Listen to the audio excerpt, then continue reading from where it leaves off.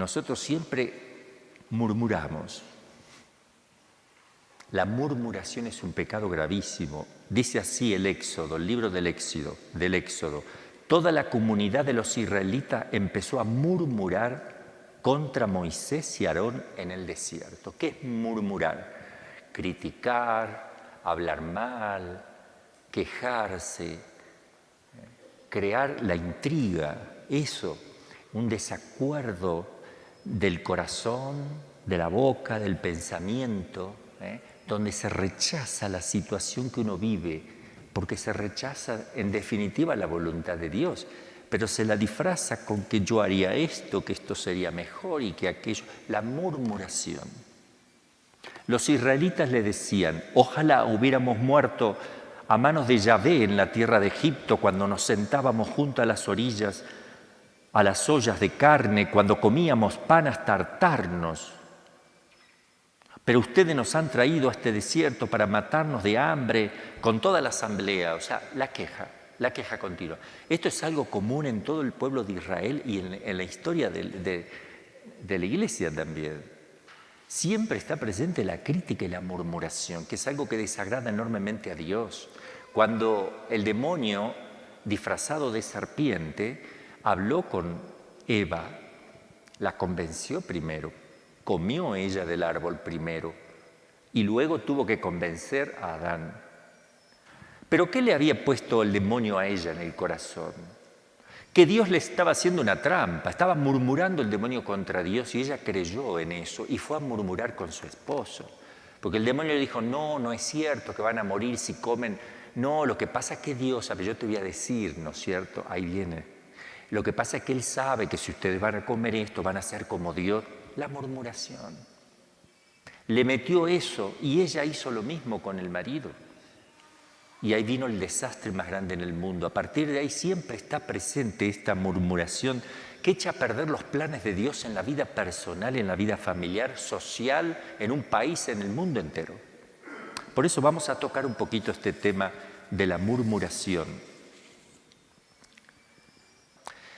El pecado de la murmuración le recae en un 60% a la mujer, a la parte femenina, y un 40% al varón.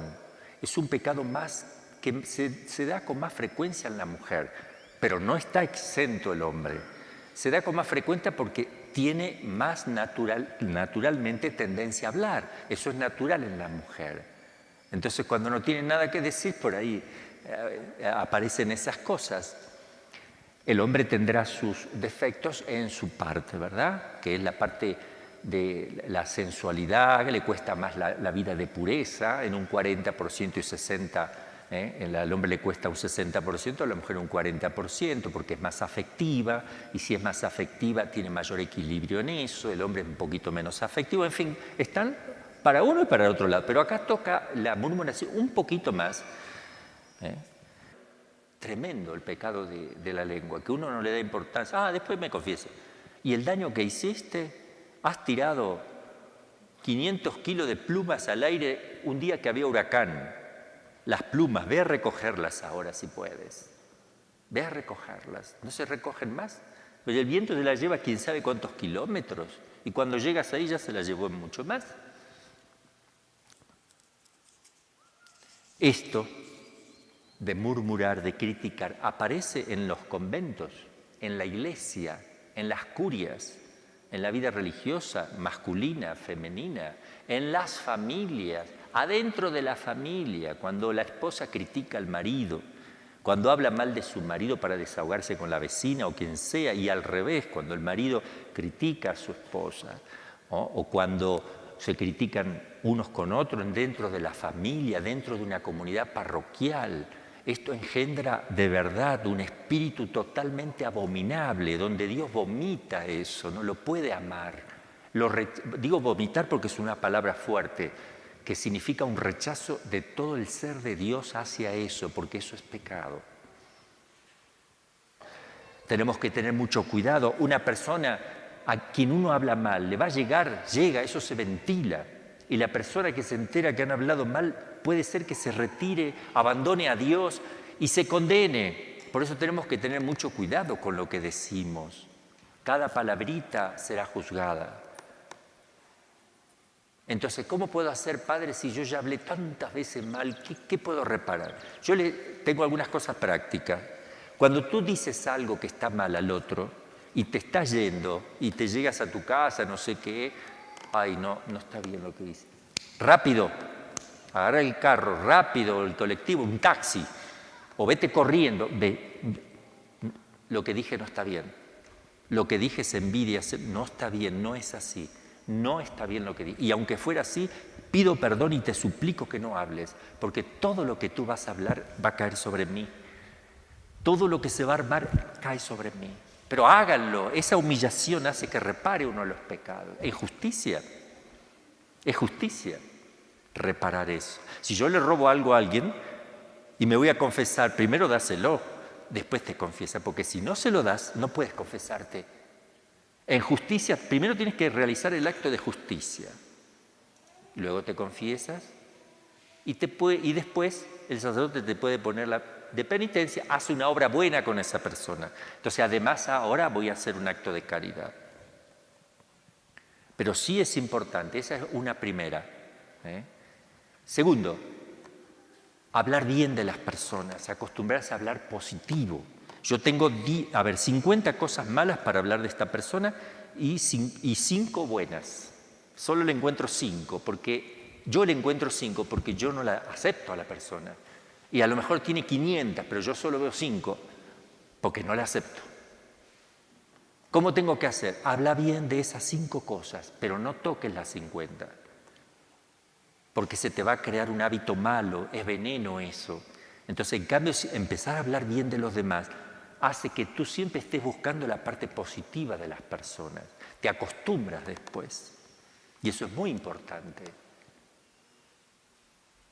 Y después, si ya hablamos mal y no nos queda otra, y ya pasaron años, ¿qué podemos hacer por todas las personas que hemos hablado mal, hemos criticado, murmurado? Hacer penitencia, hacer oración. Una forma de hacer penitencia es hablar menos. Si soy varón, hablaré más, que sería una linda penitencia. Si soy mujer, hablaré menos. Hablar menos, hacer silencio interior. Silencio exterior para que me ayude al silencio interior. Bien, este pecado de la murmuración es común en la historia bíblica y en la historia de la Iglesia.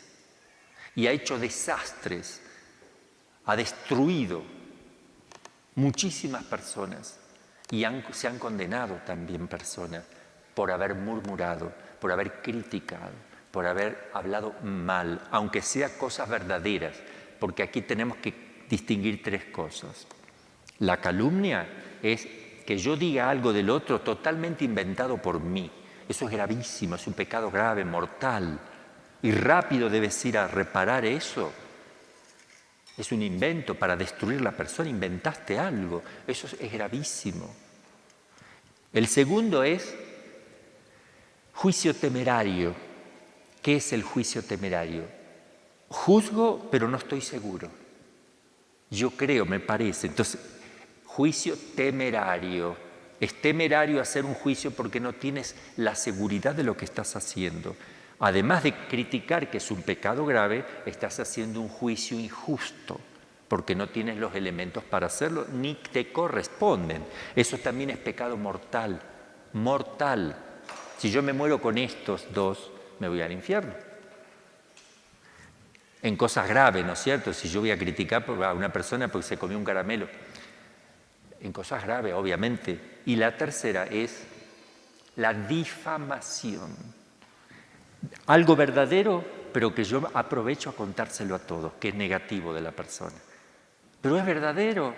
Sí, pero no tienen por qué saberlo los demás, porque esa persona puede estar arrepentida.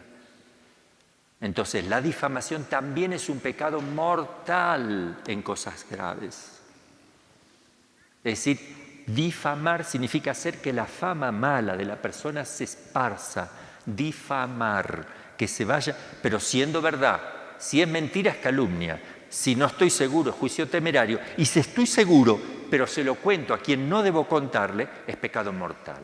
Pero también estoy obligado a contar algo seguro a quien debo contarle Y si yo no lo hago, también peco. Por ejemplo, veo un mal comportamiento en una cosa muy grave de un sacerdote. No lo debo contar a las personas, eso es difamación, es pecado gravísimo. ¿Qué debo hacer? ¿Ir al obispo? Hablar y decir y pedir silencio total, pero ustedes cumplen con su parte, porque el obispo tiene que ayudar a ese sacerdote. Y así hay cosas, si yo veo un papá de familia que está traicionando a su esposa, hablaré primero con el padre de familia. Le diré, no lo hagas más, mira lo que has hecho. Confiésate, cambia de vida. A lo mejor se cambia de vida y no necesita que la esposa lo sepa. ¿Porque ha cambiado de verdad? Listo, no se lo voy a decir, claro que no. ¿Por qué? Si Dios le perdonó y ya no está ese pecado en él, se quiere redimir. Si tú le dices a la esposa, se armó un desastre, porque ya está arrepentido. Pero si él no se arrepiente, y no se arrepiente, y lo sigue haciendo, mira, se lo voy a contar a tu esposa si sigue, porque esto no lo puedes hacer con ella. Y lo sigue, va, mira, ahí está. Pero no con la intención de hacer un daño. Porque ahí también no es cuestión de vomitar a la esposa el problema e irse, jaja, ahora que se armó, ¿no es cierto? No, no ese es el espíritu cristiano. Pero sí, para que le ayudémosle a tu esposo. Yo me ofrezco a ayudar también, veamos cómo lo podemos ayudar, porque tiene un serio problema, no se controla. No fue una caída así que está no, ya. Entonces, siempre hay que llevar los problemas a los superiores, a la persona que le corresponde saberlo, cuando ese problema está afectando a la comunidad. Si en Frisidín está habiendo un problema grave, a las superiores correspondientes se le debe indicar, padre o hermana o hermanito, mire, bajo reserva y solamente al superior, porque ellos sabrán hacer lo que deben hacer por el bien de todos, incluso de la persona que está obrando mal, porque hay que ayudarla a que se corrija. No es cuestión de cortar y tirar. A veces sí, cuando no queda otra. Pero se trata de ayudar todo lo que mientras la persona se deje ayudar. Cuando no se deja ayudar, ya esa persona se corta, se corta del grupo, se va. Es un miembro que fue expulsado, pero se autoexpulsó, porque no acepta y no corrige su error. Eso va con todas las comunidades religiosas, con todas las parroquias, en la vida de la iglesia, en la familia, en la vida de todos los días. Vamos a pedir entonces a la Santísima Virgen que con su silencio predica. Ella no habla, aparece nada más, ella mira, ella se deja ver nada más y ya con eso predica. Habla poco y San José menos, porque nunca habló. Por lo menos no sale en la Escritura. Digan que hasta se ha pensado si podía ser mudo, ¿verdad? Porque no aparece una palabra de San José, pero una obediencia así pronta, rápido. Yo no me imagino en la boca de San José criticando al otro carpintero, al artesano aquel, creando rencillas. No me lo imagino. María Santísima, ¿qué hubiera hecho cuando ve algo mal? O lo justifica, ayuda, corrige ella personalmente, pero no crea el conflicto, no murmura, no critica, no señala las cosas. Porque si tú le señalas al otro, ya el otro lo va a rechazar culpa tuya, ya lo va a rechazar. Y después, ¿cómo haces? Vamos a pedir esta gracia a la Madre de Dios, que así sea.